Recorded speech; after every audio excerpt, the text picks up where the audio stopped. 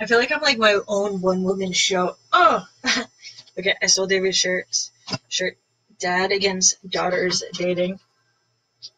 God, I feel bad for the girls for that day. So I want to talk about emergency checklists, and you're like, what the hell is she talking about?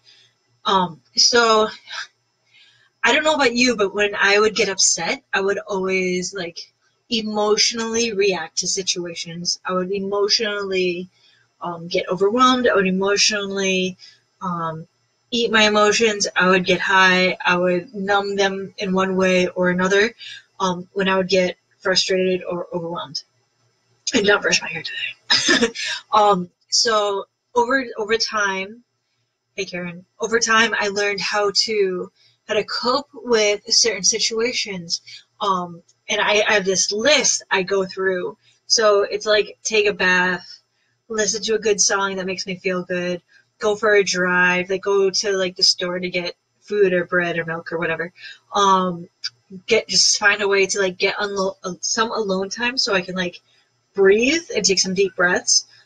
Listen to personal development, give a list of 3 to 5 things that I'm grateful for. Um, Find a way to like work out, a long shower, a long bath. Like these are just some of the things. Get crafty.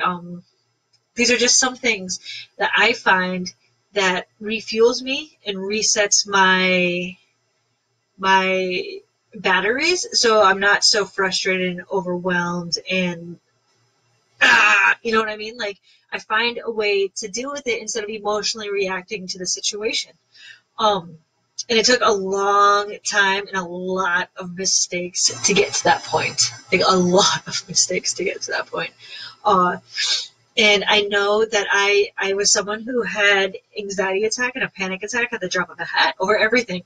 And now I think back to it and I'm like, seriously? That put me in the fetal position? Like, come on, you're a little tougher than that. You're more badass than that. You know what I mean? And I know a lot of people that go through anxiety, and I still get anxiety. I still have panic attacks time to time. But I know how to pull myself out of them 1,000 times faster than I used to.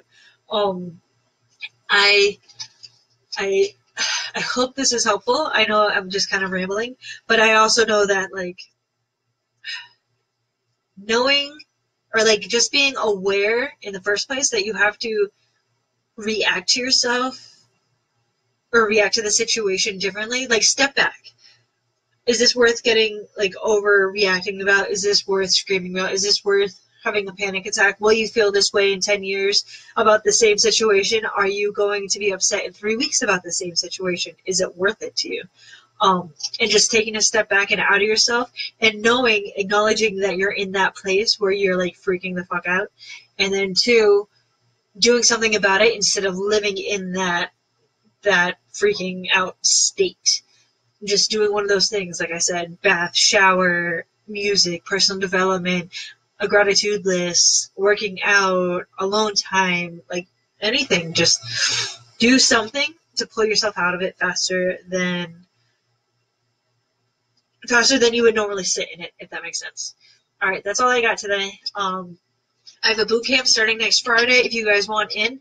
We're making a much smaller one this month on purpose. We divided it into two. So that way we have our new challengers and then we have our people that have been with us for a while and aren't 100% following the plan to a T. So that's what our goal is this month. So let me know if you want in. I have a application if you want in a short video. It's worth it. It's changed my life. I hope you guys have an awesome day.